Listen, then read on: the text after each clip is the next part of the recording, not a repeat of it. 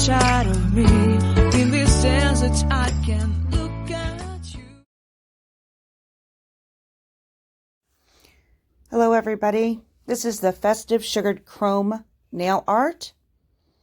I started with an already chromed nail in the Magenta from Gemini Nail Supplies.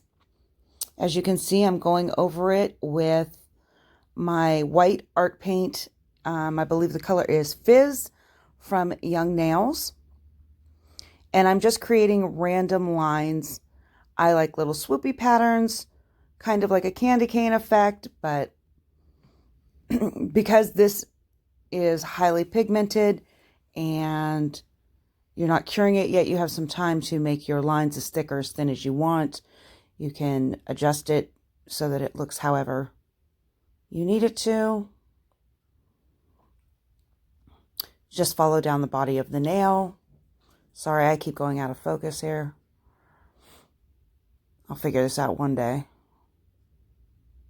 It doesn't have to be a lot, but when we're done with this, before it's cured, you're going to go ahead and after your lines are set, you're going to sugar your ultra fine glitter on top of it. And this one here is Winter Frost by Gemini Nail Supplies.